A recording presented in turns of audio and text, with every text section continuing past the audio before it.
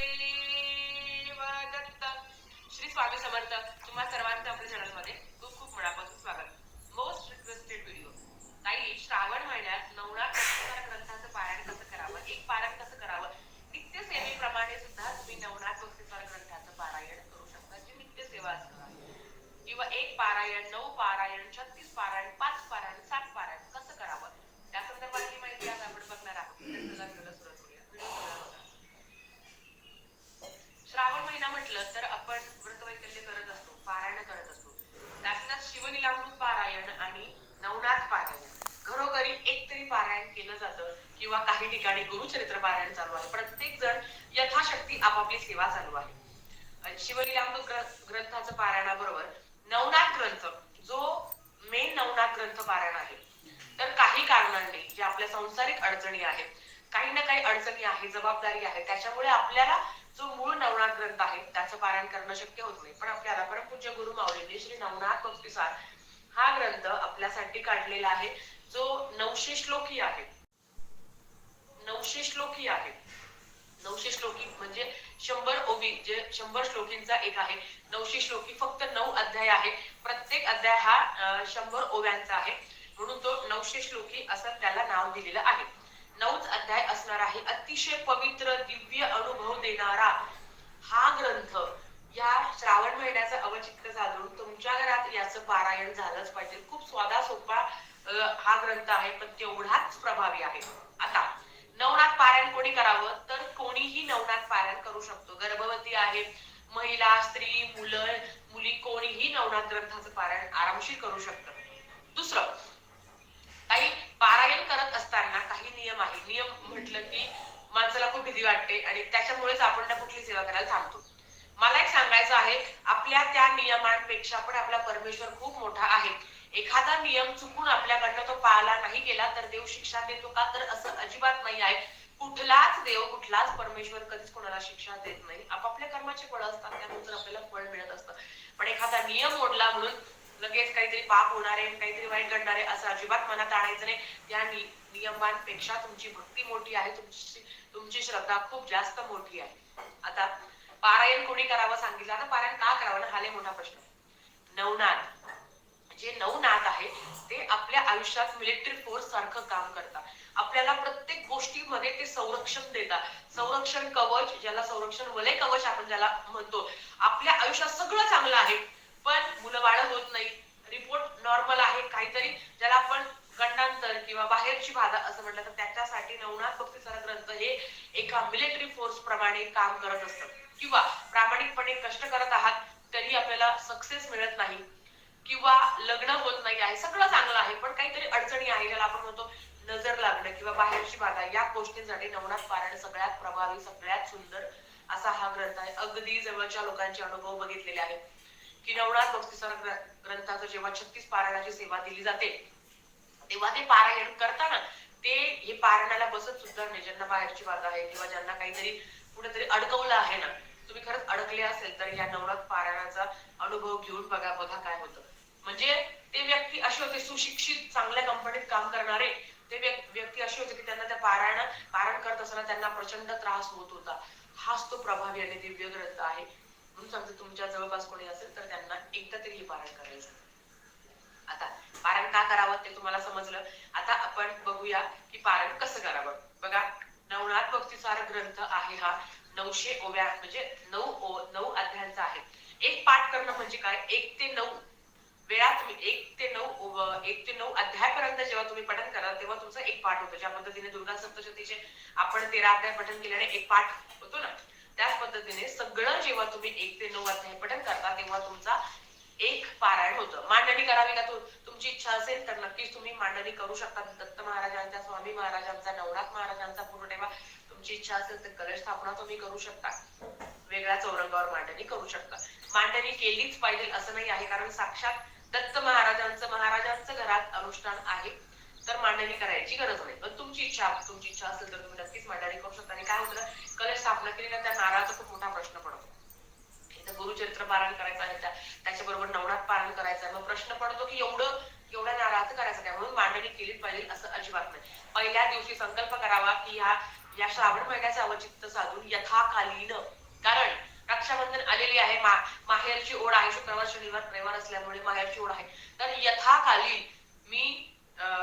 मी नवनाथ भक्तिसार ग्रंथाचं यथाकालीन मग 5 पारायण, 3 पारायण, 9 पारायण, 36 पारायण यथाकालीन करेल. कारण काय, आता समजा आज मी पारायणाला सुरुवात केली, रोज 1 2 3 दिवस माझे पारायण झाले, मला 9 पारायण करायचे आहे, माझे 4 पारायण झाले, मग बाकीचे पारायण आहे मग मी गावाला जाऊन आल्यावर केलं तरी चालतं, या पद्धतीने. म्हणून यथाकालीन हा शब्द वापरायचा, अखंड शब्द वापरायचा नाही. दुसरं, नियमाटीमध्ये सुरुवात कुठून करायची हा खूप मोठा प्रश्न आहे. खरं तर याच्यात सगळं दिलेलं आहे. प्रत्येक वेळेस जेव्हा तुम्ही एक पारायण करायला, मी तुम्हाला सांगते ना, जेमतेम तुम्हाला 1.5 ते पावणे 2 तास लागेल, 2 तास धरून घ्या. जेव्हा आपण गुरुचरित्र पारायण करत असतो तेव्हा 2 तास तरी आपल्याला रोज लागतातच वाचायला. हे तसंच आहे, एक पारायण करण्यासाठी एकाच बैठकीत पारायण करायचं. आधी 3 नंतर 3 असं करायचं नाही. एकाच बैठकीत पारायण करायचं असतं. मग तुमची मुलं झोपल्यावर पारायण करा. आणि खरं तर नवनाथ महाराजांची सेवा करण्याचा हा जो काळ आहे हा तुम्ही संध्याकाळी पण पारायण करू शकता बरं. असं आहे, तुम्ही दिवसभरात कधी करू शकता. फक्त 12 ते 12:30 मध्ये सेवा करायची नाही, तुम्ही 5 6 7 8 ला सुद्धा हे पारायण करू शकता. गुरुचरित्राचं कसं आहे की दुपारी 4च्या आधी तुम्हाला करायचं असतं, यांचं असं नाही आहे. तुम्ही संध्याकाळी तुम्हाला 7 जरी वाजले, 7:30 जरी झाले तरी पण तुम्ही पारायण करू शकता. समजलं? मांडणीचं पण क्लिअर झालं. पहिल्या दिवशी मी पारायण करणार तर नक्की तुम्ही खडीसाखर किंवा दूध, खडीसाखर किंवा पेढे याचा नैवेद्य ठेवायचा आहे. आता माझे 9 नवनाथ पारायण झाल्यावरच मी उद्यापन करेल. एक पारायण झाल्यावर जर मला संकल्प आहे ना, मला 9 पारायण करायचं, किंवा कोणाचा एक पारायणाचा संकल्प असेल तर त्याचा एकच पारायण झाल्यावर त्याच दिवशी उद्यापन करावं. म्हणजे आता समजा आज माझं पूर्ण वाचून झालं, एक पारायण झालं, तर मी त्याच दिवशी उद्यापन करू शकते. या पद्धतीने उद्यापन कसं करायचं ते पण तुम्हाला सांगते. मांडणीचं समजलं, आता काय वाचायचं ना ते तुम्हाला सांगते. बघा, सगळ्यात आधी स्वामी समर्थ तुम्हाला पठण करायचं आहे. एक माळ श्री स्वामी समर्थ मंत्राची म्हणायची आहे, एक माळ नवरणव मंत्राची म्हणायची आहे, एक माळ शाबरी मंत्राची म्हणायची आहे, ओम श्री चैतन्य गोरक्षाय नमः, ती एक माळ म्हणायची आहे. त्याच्याबरोबर गणपती अथर्व शीर्षम आहे आणि एक नवनाथ मंत्र आहे जो 11 वेळा तुम्हाला म्हणायचा आहे. हा मंत्र खूप प्रभावी आहे, खूप सुंदर आणि भारी मंत्र येतो. जे पारायण करतो त्यांना माहिती आहे. हे करून झाल्यावर अध्याय पहिला प्रत्येक अध्याय हा 100 ओव्यांचा असणार आहे. या पद्धतीने 9 अध्याय तुमचं पठण करून झालं, म्हणजे 9 अध्याय झाल्यावर एक पारायण होतं. मग 9 अध्याय पठण करून झाल्यावर शाबरी कवच अत्यंत प्रभावी शाबरी कवच पठण करायचं. नंतर मग तुम्ही दत्त महाराजांची, नवनाथ महाराजांची आरती करू शकता, पण शाबरी कवच तुम्हाला नक्कीच पठण करायचं आहे. आता समजा मी आज दुपारी बसले किंवा आज मी संध्याकाळी बसले, संध्याकाळी करून झाल्यावर त्याच दिवशी उद्यापन केलं तरी चालतं. तुमची इच्छा आहे तर तुम्ही त्याच दिवशी उद्यापन करू शकता. आता उद्यापनाला काय लागतं तर ते पण तुम्हाला सांगते की उद्यापन जेव्हा तुम्ही करता तेव्हा 9 मुलं जर भेटले तर उत्तम, नाही तर एक मुलगा तरी जेव घालावा.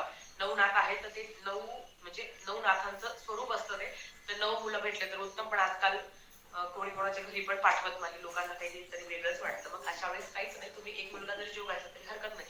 नैवेद्याला काय करायचं असतं तर बघा, जो नैवेद्याला आहे तर तांदूळ किंवा मुगाची डाळीची खिचडी, म्हणजे मूग आणि तांदूळ आपण जी खिचडी बनवतो ना, पिवळी खिचडी ज्याला आपण म्हणतो, ती करायची आहे. घेवड्याची भाजी, हरभराच्या घोगऱ्या आणि उडदाचे वडे, दही, आंबील म्हणजे ताक आणि जोंधळ्याची खीर हे पदार्थ करावे.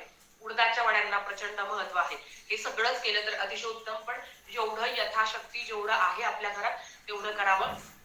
आपल्याला एक फोटोला नैवेद्य दाखवायचा आहे, एक नवनाथ महाराजांना नैवेद्य दाखवायचा आहे, एक ग्रंथाचा नैवेद्य असावा, एक दत्त महाराजांचा नैवेद्य असावा, असे 3, आणि चौथा आपल्याला आपल्या कुलदेवीचा नैवेद्य असावा.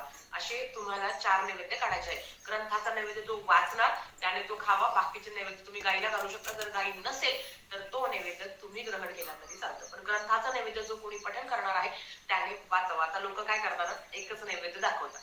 अगेन ही तुमची इच्छा असेल तर तुम्ही एकच नैवेद्य दाखवा, पण आपण एवढं पारायण करतो आहे तर करावं. पण तुमची इच्छा असेल तर मग एक नवनाथ महाराजांना आणि एक ग्रंथाला, असे 2 नैवेद्य दाखवा.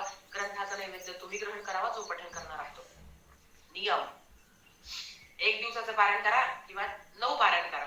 आता समजा मी पहिले 5 दिवस 5 पारायण केले, नंतर मी गावाला गेली, मग ज्या गावाला मी जाणार आहे तेव्हा मी कुठले नियम नाही पालन करणार. जेव्हा मी फक्त ग्रंथाचं पठण करणार आहे तेव्हाच मी नियमांचं पालन करेन. पहिला नियम, ब्रह्मचर्याचं पालन करायचं. म्हणजे 9 नवनाथ पारायण होईपर्यंत नाही, ज्या दिवशी पारायण करणार आहे त्या दिवशी ब्रह्मचर्याचं पालन करावं. शक्यतो अंथरुणावर म्हणजे खाली सतरंजी ब्लँकेट टाकून झोपावं. याच्यात असं आहे की कांदा लसूण वर्ज्य आहे आणि शक्यतो कडधान्य पण खाऊ नये. कारण आता आजकाल ना बरेच लोक सगळेच नियम पाळतात असं मी तुम्हाला आधी सांगितलं की त्या नियमांपेक्षा तुमची श्रद्धा भक्ती महत्वाची आहे. कांदा लसूण आणि भात वर्ज्य करावा. कारण आमच्या घरात नवनाथ पारायण केलं जातं तेव्हा मग मटकी वगैरे पण खाल्ली जाते. पण मी जेव्हा करते तर थोडंसं आपलं असतं कारण एकच दिवसाचं असतं तर मग काय भेंडी वगैरे खाऊन घ्यायची एवढं एक आहे. म्हणजे उपवास धरावा असं अजिबात नाही आहे. खाऊन पिऊन आपल्याला पारायण करायचं आहे. पहिल्याच दिवशी किंवा जर तुमची 9 पारायण असेल तर मग त्या दिवशी कांदा लसूण खायचा नाही, भात खायचा नाही, शक्यतो कडधान्य खायचं नाही. आता ते उपवास असल्यावर काय करावं तर साबुदाणा शेंगदाणे चालू शकतात उपवास असल्यावर. बाकी काहीच नियम नाही आहे. ब्रह्मचर्याचं पालन करावं, कडकडीत ब्रह्मचर्याचं पालन करावं. ताई आता आम्ही संतान प्राप्तीसाठीच करत आहोत तरीही ब्रह्मचर्याचं पालन तुम्हाला करायचं आहे. त्यांना रोज एक एक अध्याय पठण करायचं आहे. की ताई आमची संकल्पयुक्त सेवा अजिबात नाही आहे, पण आम्हाला रोज एक एक अध्याय पठण करायचं आहे नित्य सेवेसारखं. मग कसं करायचं? मग जर रोज एक एक अध्याय तुम्ही पठण करत असाल तेव्हा संकल्प नाही करायचा. नित्य सेवेप्रमाणे रोज एक एक एक म्हणजे असं 9 दिवसात तुमचं एक पारायण होऊन जातं. मग आता हे पारायण जर तुम्हाला करायचं असेल किंवा ही सेवा तुम्हाला करायची असेल तर तुम्ही कधी सेवेला सुरुवात करू शकता. म्हणजे नित्य सेवा असेल किंवा नवनाथ पारायण संकल्पयुक्त असेल तर शक्यतो गुरुवारी सेवा सुरुवात करावी. पण श्रावणात तुम्ही कधीही सुरुवात करू शकता. आता समजा आज मला एक अध्याय पठण करायचं आहे, काहीच नाही महाराजांसमोर बसायचं आणि तुम्हाला सांगते जेव्हा तुम्ही पारायण करत असाल ना तो 1.5 पावणे 2 तास तुमच्या घरातला दिवा तेवत पाहिजे. म्हणजे अखंड दिवा तो तेवत पाहिजे ऍटलीस्ट पारायण होईपर्यंत. आता रोज एक एक अध्याय पठण करत असताना सुद्धा दिवा लावायचा असतो आणि आपल्या घरात दिवा चालूच असतो. तर आज एक अध्याय, उद्या एक अध्याय, परवा एक अध्याय असं एक एक एक अध्याय करून तुम्ही पठण करू शकता. आता नित्य सेवेसारखे करणार आहे म्हणजे कुठलंच बंधन नाही. तुम्ही कांदा लसूण खाऊ शकता, ब्रह्मचर्याचं पालन नाही म्हणजे त्याला कुठलेच नियम नाही आहेत. जर तुम्हाला रोज एक एक एक तुम्हाला पठण करायचं असेल. आता अगेन मी 4 दिवस सेवा केली आणि मला मासिक धर्म आला. मग ते मासिक धर्मामध्ये काय होणार? मग ते 4-5 दिवस माझी सेवा थांबणार. नंतर मग माझं समजा 1 ते 4 अध्याय माझे वाचून झाले आणि मला मध्येच मासिक धर्म आला तर मग काय होईल? मग माझा मासिक धर्म संपला की 5वा अध्याय मी कंटिन्यू करेन. हे तसंच आहे. ज्यांची संकल्पयुक्त सेवा 3 किंवा 9 पारायण करायचं असेल तर त्यांनी पण मासिक धर्म होऊन जाऊ द्या. किंवा जर तुमची इच्छा आहे की काही आम्हाला आत्ताच करायचं आहे कारण तारखा आपल्याला कधी कधी असं होतं की अचानक येते, मग अशा वेळेस जेवढे होईल तेवढे पारायण करावे. मग मासिक धर्म संपला की तुम्ही नंतर सेवा कंटिन्यू करू शकता आणि या पद्धतीने पारायण करू शकता. 36 करा 9 करा तुमची इच्छा. रोज एक एकही अध्याय तुम्ही पठण करू शकता की जेणेकरून श्रावण महिन्यात आपल्याही घरात नवनाथ पारायण होईल. मंत्र स्तोत्र वाचल्याने घरातली जी पॉझिटिव्हिटी आहे ना ती अजून वाढते आणि निगेटिव्हिटी असेल तर ती कायमची जाते. अतिशय दिव्य खूप सुंदर असा हा ग्रंथ. याचं पारायण आता हा ग्रंथ तुम्हाला कुठे भेटेल तर हा ग्रंथ तुम्हाला केंद्रातच भेटेल. जवळच्या केंद्रात जाऊन सर्च करा, नाहीतर केंद्रातल्या मावशींचा नंबर देते. जवळच्या केंद्र जरा शोधलं तर तुमची कुरिअर चार्जेस डेफिनेटली वाचतील. म्हणून सांगतो की हा ग्रंथ केंद्रातच मिळेल. नक्कीच तुम्ही हा ग्रंथ घ्या आणि एकदा तरी एकतरी पारायण करा आणि बघा काय अनुभव येतो. खूप सुंदर हा ग्रंथ आहे. म्हणजे श्रावणात सगळ्या इच्छा आपण पूर्ण करत असतो ना सेवेच्या. नवनाथ पारायण होईल, गुरुचरित्र होईल, शिवलीलामृत होईल किंवा संक्षिप्त श्री गुरुचरित्र होईल, सप्तशती गुरुचरित्र सार होईल.